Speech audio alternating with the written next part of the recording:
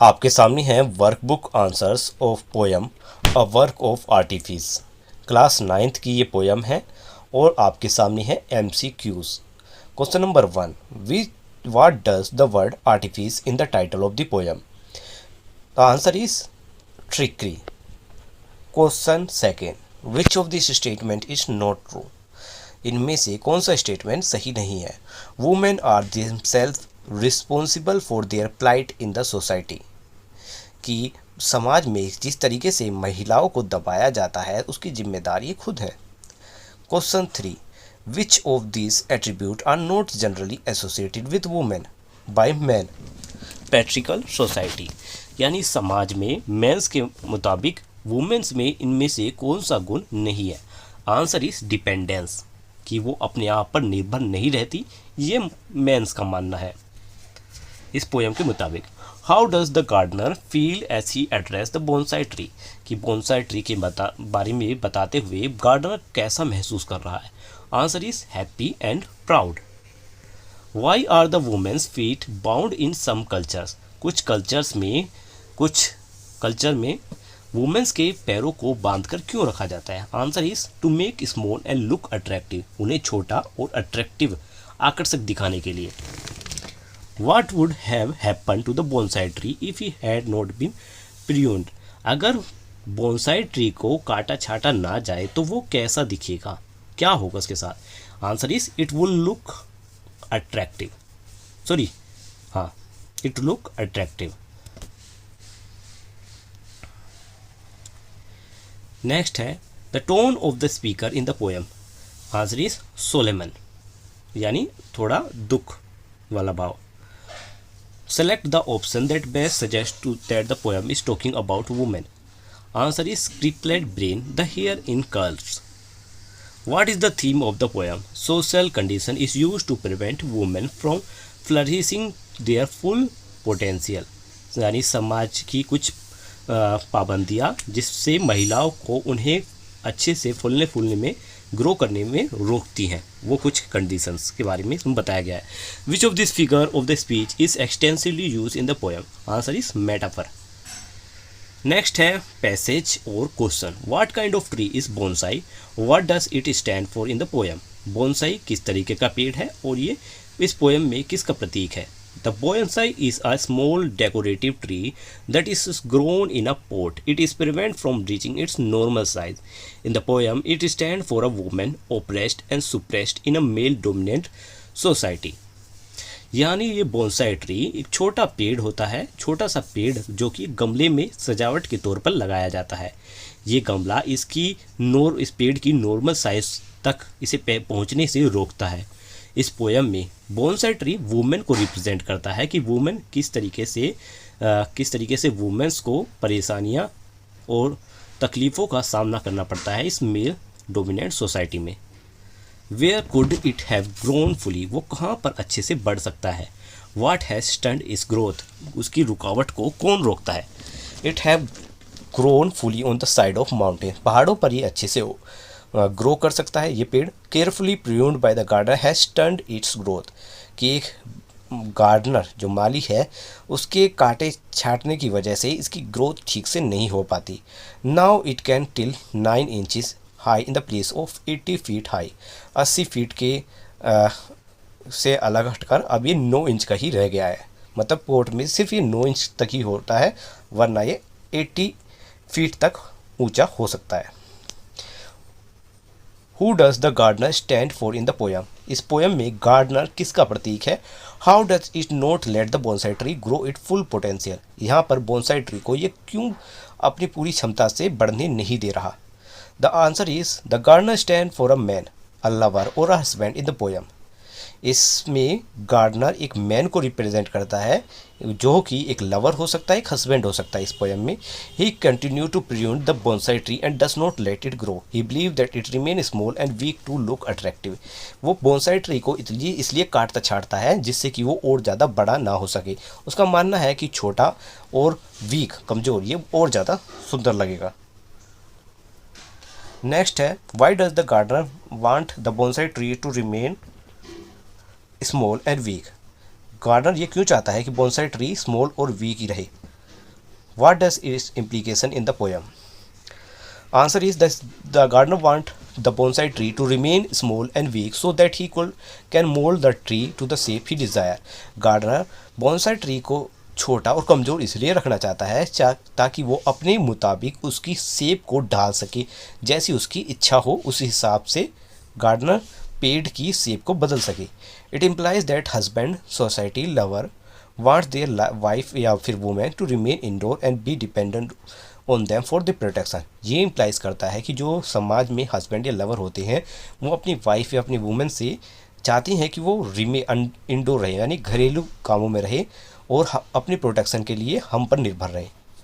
What is the main idea projected in the poem?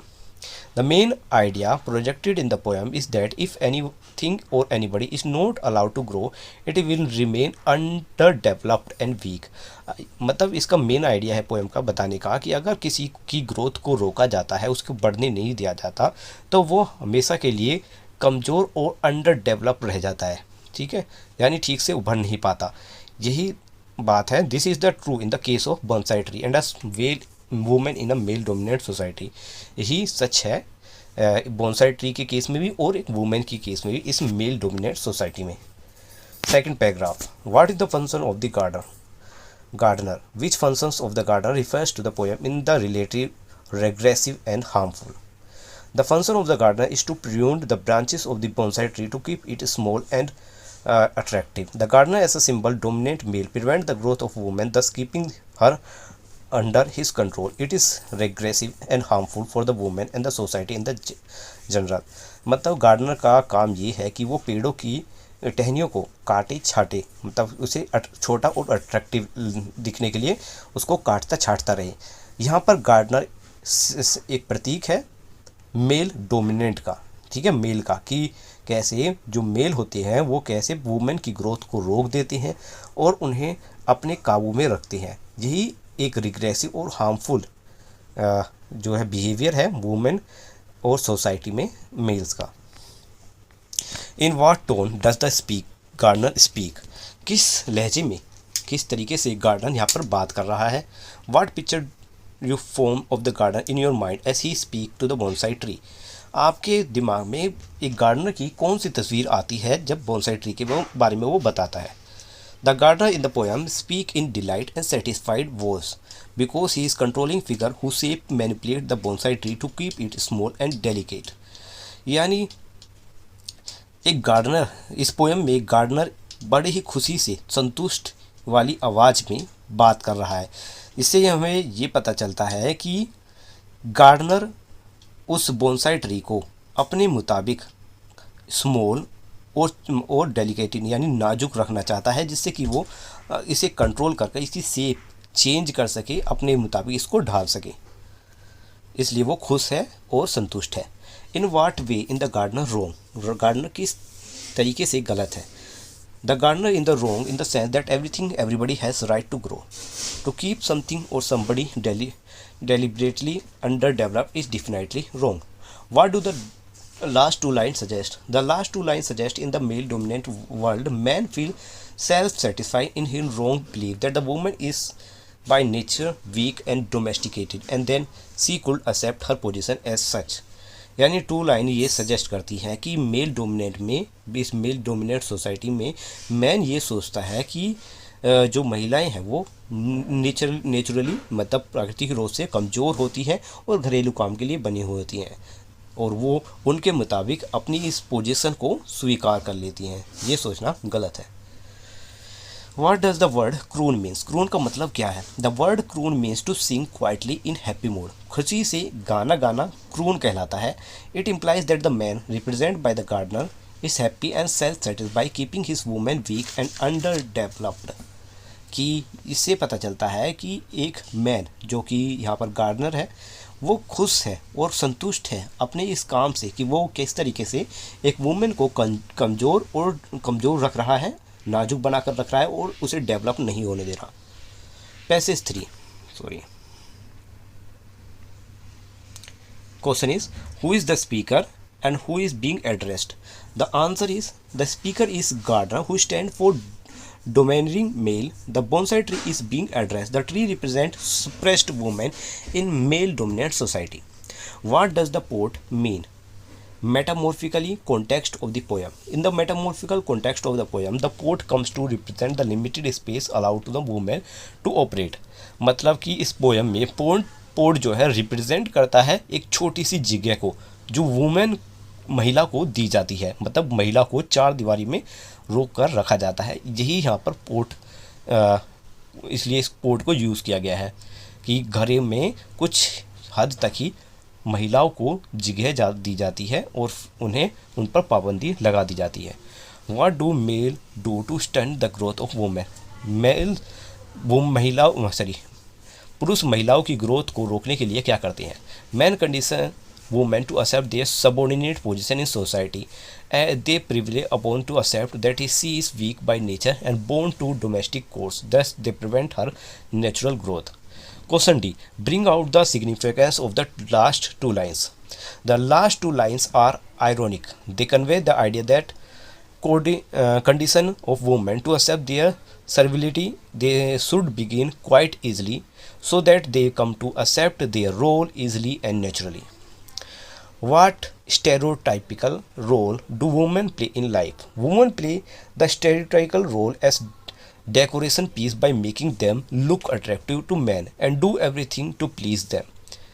They are tricky to perform their roles by making them accept that they are weak, small and domesticated by nature. Passage 4. Which shift in context is brought out with these lines? Woman, answer is woman in male dominant world is refers to here. Earlier the focus was on the bonsai tree. There is thus clear shift in the poem here. The bonsai tree we come to know stand for the woman who is prevented from her natural growth. Question B. In which context are women feet bounded? In some culture like Japanese, women's feet were bound to make them small and look pretty. The binding of feet were here symbolize limited the woman's opportunity to grow. मतलब कुछ cultures में, कुछ परंपराओं में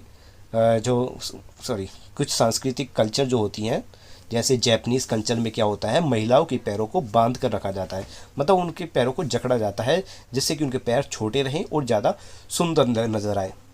ये एक तरीके का एक सिंबलाइज है, यानी एक प्रतीक है कि किस तरीके से इस समाज में महिलाओं की ग्रोथ के लिए उनकी जो अपॉर्चुनिटीज़ हैं उनको कम कर दिया जाता है। Why are womens made to look attractive? महिलाओं को अट्रैक्टिव दिखाया क्यों जाता है? Women are made to look attractive to please man, पुरुषों को खुश करने के लिए वुमेन्स को अट्रैक्टिव दिखाया जाता है। As also to keep them under delusion that their prime duty is to look pretty and attractive, मतलब ये भी उनके अंदर दिमाग में डाल दिया जाता है कि उनकी ड्यूटी, मतलब उनका काम सिर्फ यही है कि उन्हें सुंदर दिखना है और अट्रैक्टिव दिखना है। The last two lines are ironic. How? Men do everything to limit the physical, mental and spiritual growth of women. Ironically, they look to women for loving and healing touch. Without women, they feel small and limited. What does the poet seems to lament? What does the she accept of women? कि यहाँ पर poet जो है वो दुखी क्यों है, वो वुमेन से क्या चाहता है? The poet seems to lament the fact that women accept their subordinate role in society willingly and even cheerfully. She expect women to realize their potential and break all the mental shackles which prevent their growth. Poet इस बात से दुखी है कि महिलाएं अपने इस role को, समाज में जो रोल है, जो जैसी समाज चाहता है वो वैसे ही स्वीकार कर लेती है। वो चाहती हैं कि महिला जो है अपनी शक्तियों को, अपनी काबिलियत को समझे और जितनी भी बाधाएं उन पर आ रही हैं उनको तोड़कर अपनी ग्रोथ करे। तो यहाँ पर हमारी ये पोएम की क्वेश्चन आंसर्स एक्सरसाइज कंप्लीट होती है। मिलते हैं नेक्स्ट वीडियो में। वीडियो अच्छी लगी है तो लाइक ज़रूर करना, कमेंट में लिखकर ज़रूर बताएं। Bye bye.